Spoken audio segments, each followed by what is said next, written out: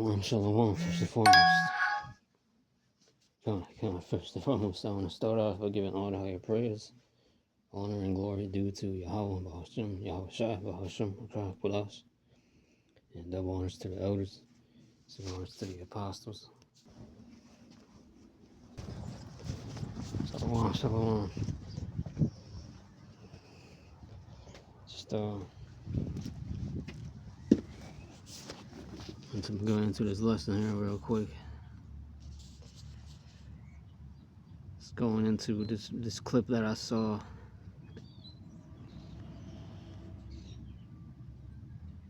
Going into this here. These are Russia's top nuke targets. Alright, well, yeah, just gonna go into this lesson here real quick. Just going into this clip that I saw here. The title of it is If Russia Nukes US Tonight, These Are the Targets. And this came out March 4th, early this month. It says, in this video I talk about the idea of which US states people think America might sacrifice in a world war. It's not about panic, more about history, strategy, and what's real versus rumor. I try to break it down in simple words and clear thoughts. So let's check this video. United States. Your city is probably on the list. You just don't know it yet. Right now, Russia has missiles aimed at America, 1,700 of them, ready to launch. And if they fire, you have 30 minutes to live, maybe less. The targets were chosen 40 years ago, locked into guidance systems, waiting. Today, we're revealing the exact targets Russia has chosen in America, which cities may get hit and why, even if you're far from a major city, you're still not safe. If Russia launches nukes, New York City would likely be targeted.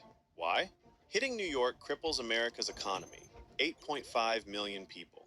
Wall Street, the stock market, global banking infrastructure. An 800 kiloton warhead could kill 2 million instantly. Another 3 to 5 million die from radiation. The blast doesn't create a crater. Nukes explode in the air. This spreads destruction wider. The shock wave travels at 500 miles per hour, flattening buildings in a 3-mile radius. Manhattan can't be evacuated. Too many people, too few exits. No rescue possible. But it's not the only city Russia would hit. LA would also be targeted. 4 million people. 700,000 could die instantly. 1.5 million injured. LA has an evacuation problem. 5.5 million cars. Almost no public transit. Trapped when the blast hits. LA's drought makes it worse. Nuclear strike contaminates water supply. Millions without safe drinking water. But cities aren't Russia's only targets. Russia's highest priority is missile silos. America has 400 Minuteman III missiles. Each can reach Moscow in 30 minutes. Russia must destroy them before launch. But Russia can't hit them one at a time. The moment one silo gets hit, America launches everything else. Use them or lose them. So Russia has to time hundreds of warheads to hit simultaneously, all arriving in the same minute. 3 bases hold America's land missiles: Malmstrom in Montana, Minot in North Dakota, Warren in Wyoming. Each base has around 150 missiles. Tens of thousands of people live nearby. All 3 bases would be hit at once. No warning, no time to evacuate. But wiping out the silos alone doesn't stop America. There's a base most Americans have never heard of, Offutt Air Force Base in Nebraska. This is where STRATCOM operates, the people who control America's entire nuclear arsenal. They decide when to launch, where to aim, how to respond. Russia knows if they destroy this base, America's nuclear response gets chaotic. The nearby city of Omaha sits right next to it. Hundreds of thousands of people are at risk. But here's the thing. America learned from the Cold War. Backup command centers exist across the country, hidden, ready to take over. Destroying one doesn't stop the system, but Russia would try anyway. And there's another critical target. NORAD sits inside a mountain in Colorado, the system that watches the sky for incoming missiles. It's America's early warning system. The moment Russia launches, NORAD sees it. Without NORAD, America goes partially blind. Can't see attacks coming as fast. Can't warn cities in time. Colorado Springs sits right outside. Hundreds of thousands of people nearby, all at risk from a strike. But even if Russia destroys NORAD, they still can't win, because America has one weapon that's impossible to find. Ohio-class nuclear submarines, America's ultimate weapon. 14 submarines hiding in the oceans. Each carries 20 Trident II missiles. Each missile carries 4 to 8 warheads. One submarine can devastate dozens of cities. Russia has no idea where they are, Atlantic or Pacific, moving constantly, running silent. Even if Russia destroys every silo and command center, submarines survive, and they will fire back. That's why Russia can never win. But Russia would still try disrupting communications. Russia would try one more thing: cut communication to the submarines. Special radio stations send orders underwater: one in Maine, one in Washington, one in Hawaii. Destroy these, and submarines can't receive launch codes. Or so Russia thinks. But submarine commanders already have their orders: sealed instructions. If contact is lost, they're authorized to launch anyway. America built the system to survive even this. Backup transmitters exist. Emergency protocols activate automatically. The submarines will fire with or without orders. Russia knows this. They'd hit the stations anyway. It won't matter. But then there's Washington, D.C. itself. Washington, D.C. would definitely be hit. The Pentagon, the White House, the Capitol building, all the government in one city. Russia would try to decapitate America's leadership in one strike. Hundreds of thousands would die. But here's what Russia knows: this doesn't stop anything. America's leaders aren't all in one place. The vice president could be anywhere. Cabinet members spread across the country. Someone always survives to take command, and that person orders the counterstrike immediately. Hitting DC doesn't win the war. It just guarantees Russia gets destroyed too. But there's one more city on the target list. Chicago would be targeted. Okay, comment, pause there. So that's just a video going into, once again, if Russia was tonight. And the guy's giving his prediction on these targets that Russia would more than likely attack.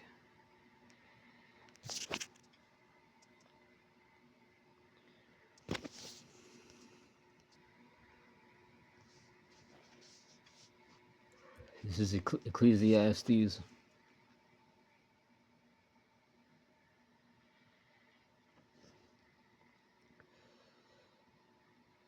Meaningless, says the teacher. Utterly meaningless, everything is meaningless.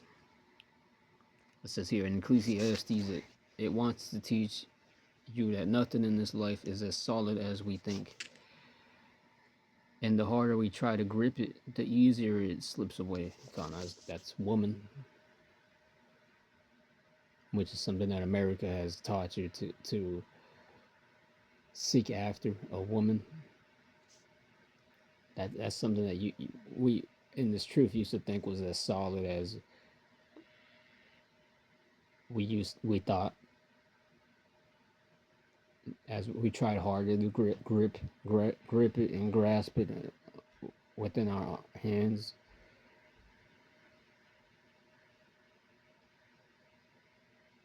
It says nothing in this life is as solid as we think. And the harder we try to grip it, the easier it slips away. That can go into your career and also your dreams and aspirations.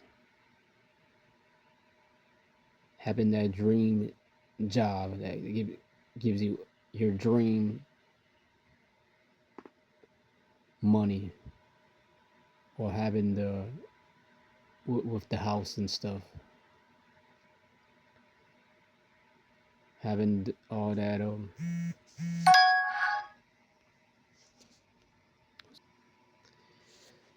having that dream job and shit like that. The harder we try to grip it, If you grip it, the easier it slips away. The first words are meaningless. Everything is meaningless. Also, the word meaningless in the Hebrew can be translated to smoke, because smoke is something that seems solid, but it isn't. Yeah, and so America's going to become a smoke. After the missiles, after the fire, it's going to become smoke. A sacrifice, like a bonfire. You know, you have a bonfire and in the camp, in the campfire, and then afterwards, once it dies down, it just is the after effect is just a bunch of smoke rising up. That's what it's gonna be with America, but 10,000 times that. That smoke after America's destroyed, it's gonna last like a couple of months, man. It's going into how what its memorial is gonna be is meaningless, as a sign of what this flesh and being in this flesh is like. And America's the the prime example of being in the flesh.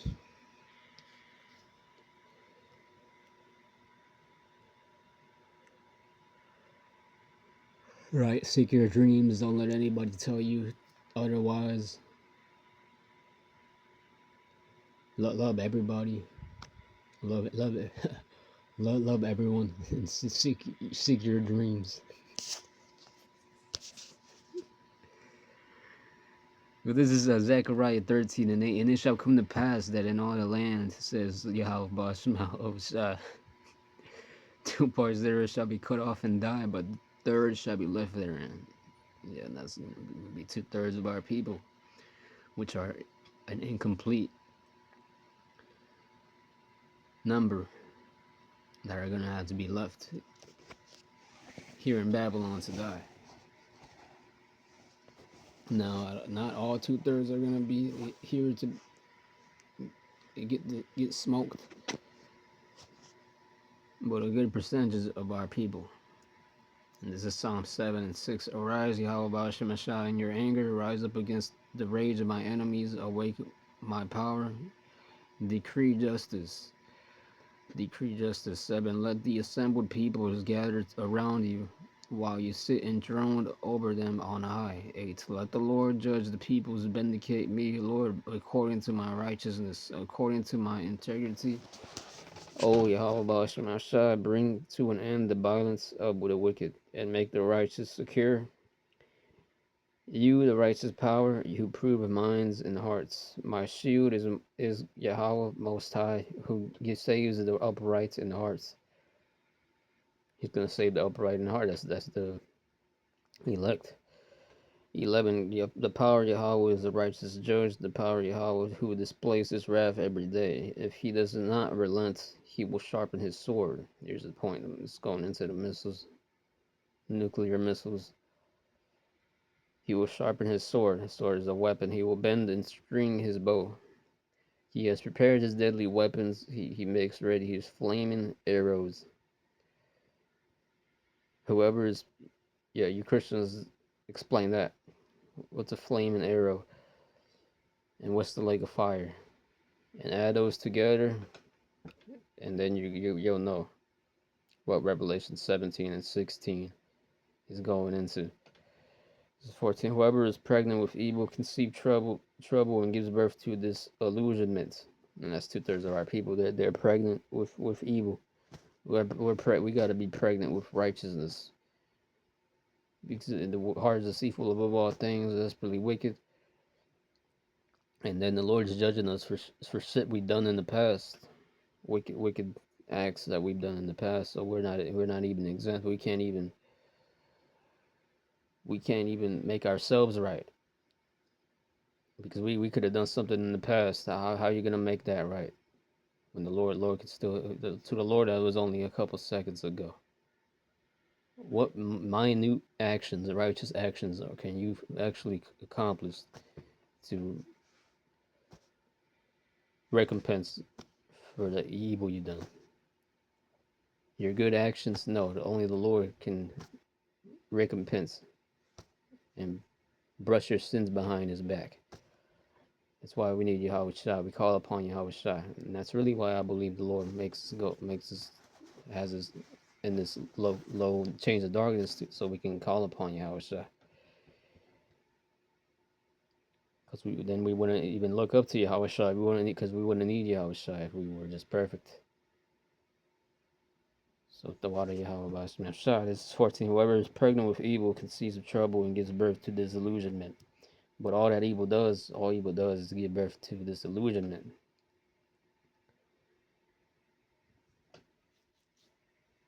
You think that money is gonna, you think getting some more, you think that money you have is gonna make you happy. You're not even happy yet.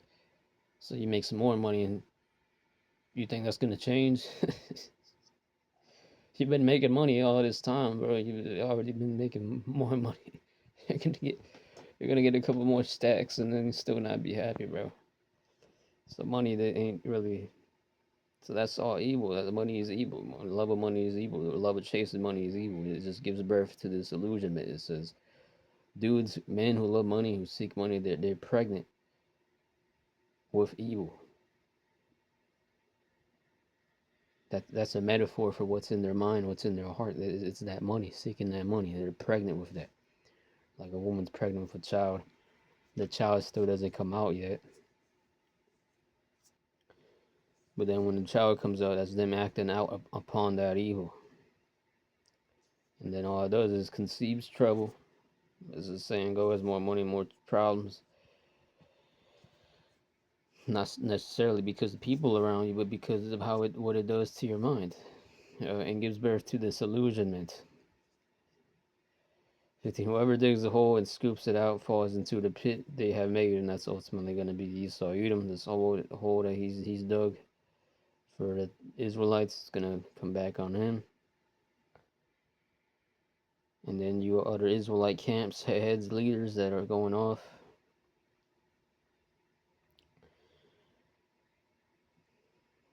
Talking about Nates and them. General Yohana, General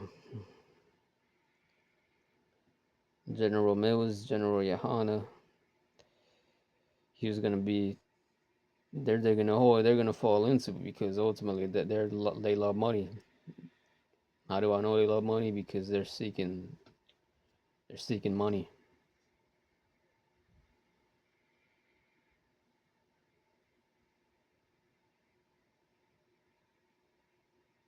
They're preaching the wrong doctrine and they ain't warning about the mark of the beast. So they're digging the hole.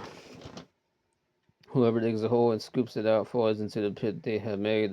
The trouble they cause recoils on them. Their violence comes down on their own heads. Yes, and this is 17. I will give thanks to the. Yeah, that's gonna be that shame. It's going to be that shame, but that's there a lot. So it says, and I will give thanks to Yahweh because of his righteousness. I will sing the praises of the name of the Lord Most High, Yahweh Bashim Hawashai. And that's going to be this, that it says, I will sing praises of the name Yahweh Bashim Hawashai. It says, I will sing the praises. That's going to be the song of Moses talked about in Revelation 20.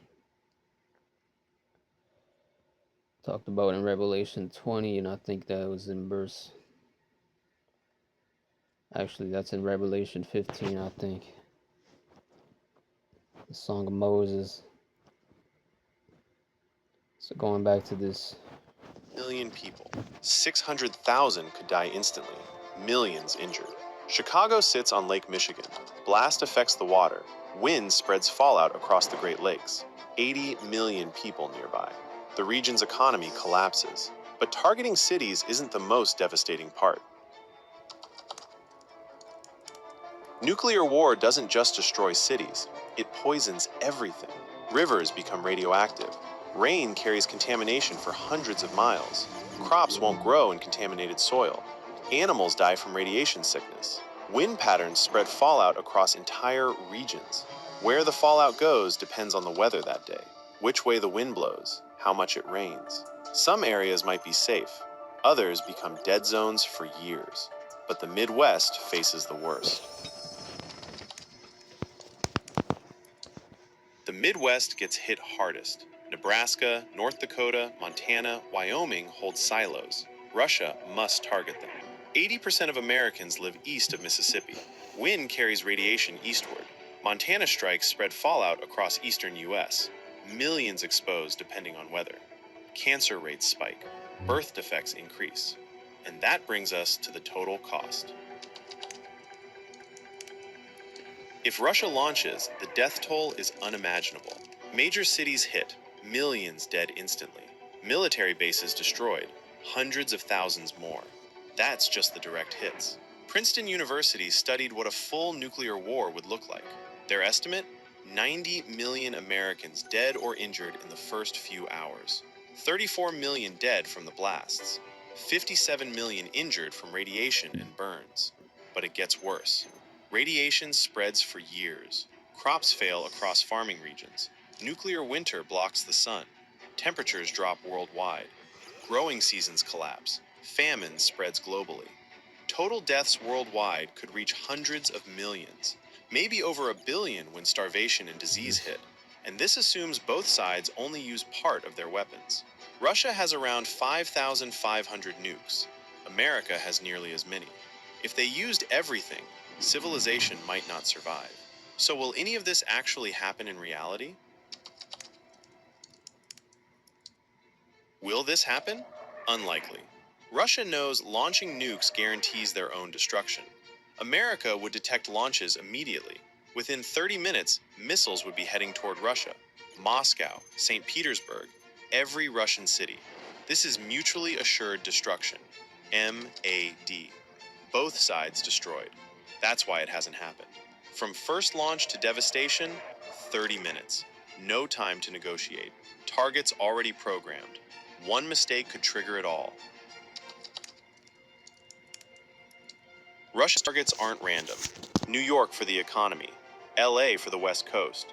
Missile silos to stop retaliation. Command centers to create chaos. DC to kill leadership. Everything hits at once, within 30 minutes. Princeton estimates 90 million casualties immediately, hundreds of millions more from fallout and famine. This is nuclear war. Real cities gone, real people dead, civilization destroyed, in half an hour. If you enjoyed the video, subscribe.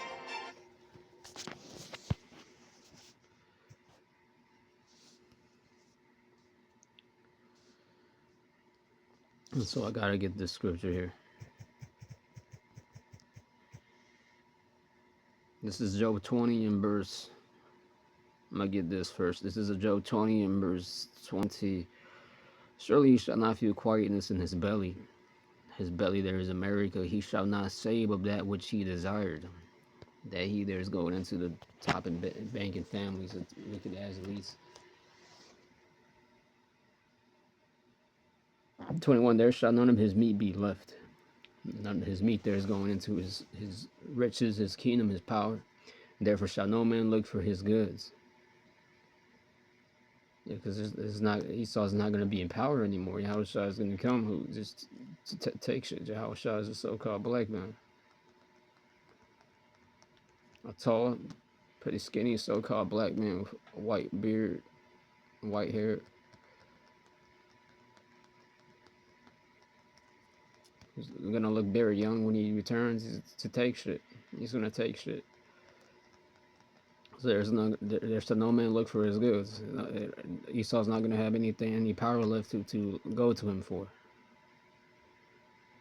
His underlings are going to be seeking him for. That's how your boss being taken out. Now the business is closed. You nothing's left. Someone else is coming to open up a new business. 22. In the fullness of his sufficiency, he shall be in straits. And Esau's already on his fullness, but in that time he's going to be even more in his fullness of his sufficiency because they're planning on this new world order. And these nations, they're all in on it. They're all in on it. That whole Iran and Israel war, it's really not a real war. It's a fake war. And Iran knows it. I don't believe that high priest of Iran got killed. He isn't killed. He's somewhere underground, and it's all just the propaganda. Because I was looking at the commentary and most of these comments here in this video, and a lot of just judging off, but just based off reading the comments, these are Americans commenting on this video, and a lot of them just sound like they're docile and stupid. Like this comment here, it says, well, let me see. Like this comment here, targets not mentioned that are high priority. Sea Road, Tippy's Taco House, Legoland, and the Rock and Roll Hall of Fame. I said this one here, another one from Lisa. Lisa says, when the power of love overcomes the love of power, the world will know peace. And there she has peace emoji and a dub emoji. It says this one here, don't forget. Okay, that one isn't.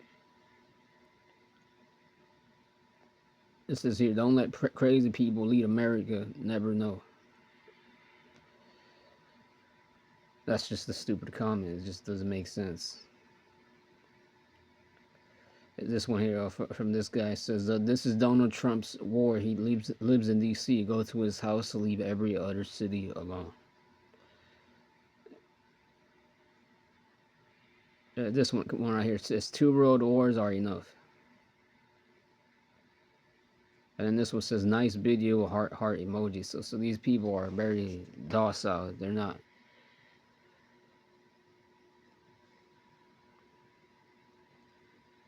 They're not ready for what's coming.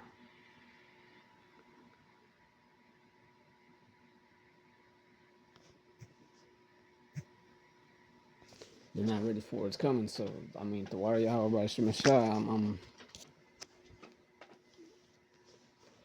I'm fortunate enough to have get some get this information of what's to come.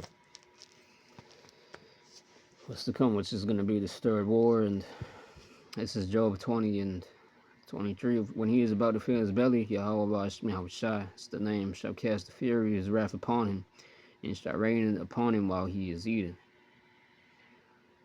Yep, in verse 24, he shall flee from the iron weapon, and the bow of steel shall strike him through. The bow of steel is, you know what it is, 25. It is drawn, and cometh out of the body.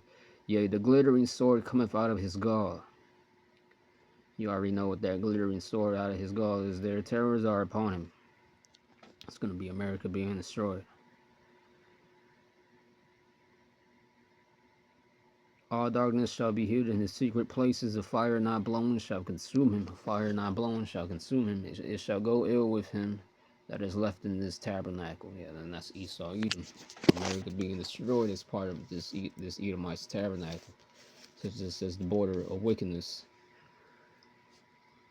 And these people, that's the average Joe Schmo out here, doesn't really understand what's coming. They're talking about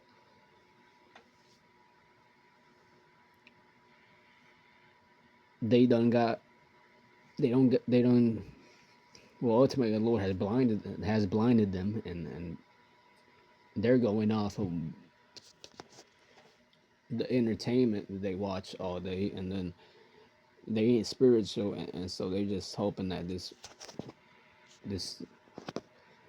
doesn't blow up.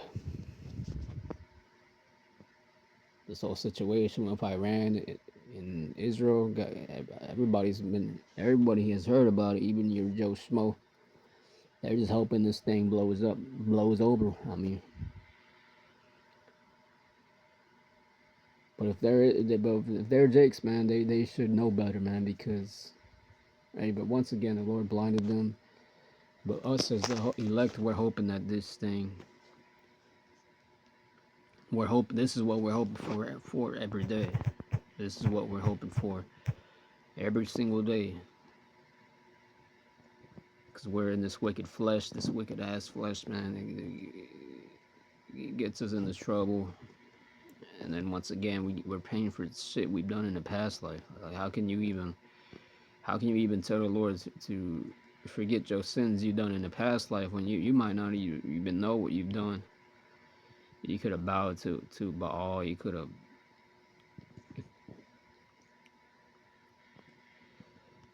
have killed one of the elect. You could have murdered one of the elect, or at least allowed it. This is Revelation 15 and verse.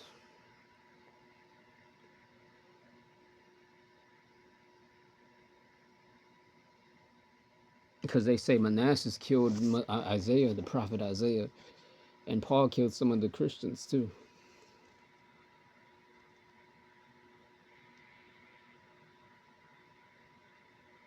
So they could have killed. They killed one of the, and I know Manasseh is one of the elect, because he repented. That's the king that sacrificed his son. He was wicked, but without the apocrypha, you wouldn't have known that, because it's prayer of Manasseh, hence the prayer of Manasseh. Manasseh repented and he changed his ways, and the Lord forgave him, returned him back to his throne, his crown, to rule in Israel. But it's rumored, and I believe he did kill the prophet Isaiah. But it's amazing because the Lord forgave him for that. So I look up to stories like that. I like stories like that. Basically, because it shows you can't put the Lord in the boxes. Revelation 15 and verse 2. And I saw, as it were, a sea of glass mingled with fire, and them that had gotten the victory over the beast, and over his image, and over his mark, and over the number of his name, stand on the sea of glass, having the harps of Yahweh Bashem Yahweh Shai. 3. And they sing the song of Moses, the servant of Yahweh, which that song of Moses goes back to Exodus 15. You more than likely already know that by now.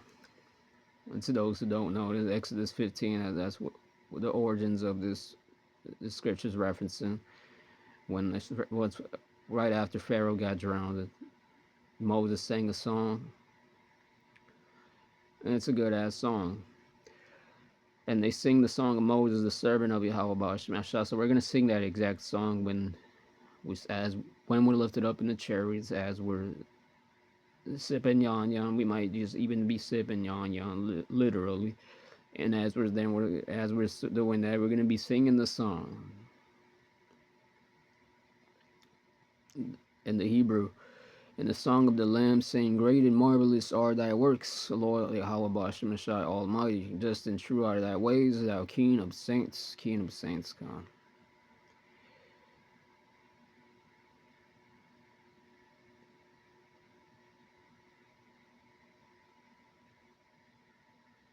And it sucks because no, it doesn't suck, but it's unfortunate because you're gonna have to see a lot of our people get destroyed. But it's like it's gonna have to be what it's gonna have to be. I'm just gonna be glad though that Yahweh Bashem Ashai chose me. Thou King of Saints, the Lord is the Kingdom of the Saints, man. It's Yahweh Shai right there. Who shall not fear thee, O Lord, and glorify thy name? And we're gonna be glorifying the name in the Hebrew, the true name Yahweh Shai. That's why we always always say the name in our videos, Yahweh Shai, Yahweh Bashim, Yahweh Shai. Kahala, Yahweh Bashim, Yahweh Shai. For thou art holy, for all nations shall come and worship before thee. For thy judgments are made manifest. And the Lord's going to make this manifest. The Lord's going to make this manifest. I'll read a bit more. 5. And after that I looked, and behold, the temple of the tabernacle of the testimony in heaven was open. Now that could be literal, or this could be metaphorical. It's going into us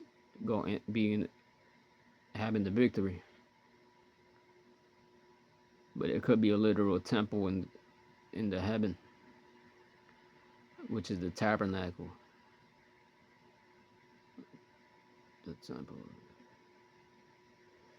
It could be talking about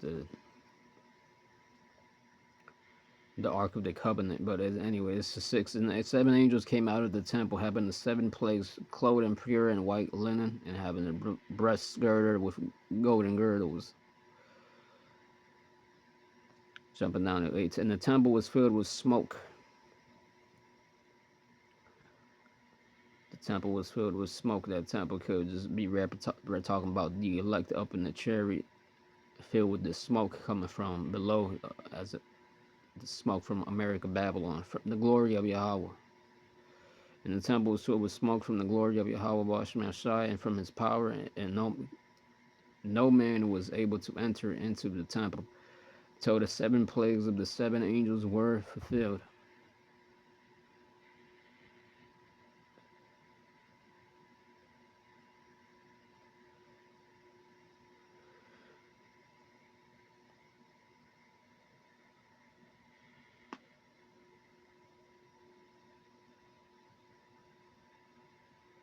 Come.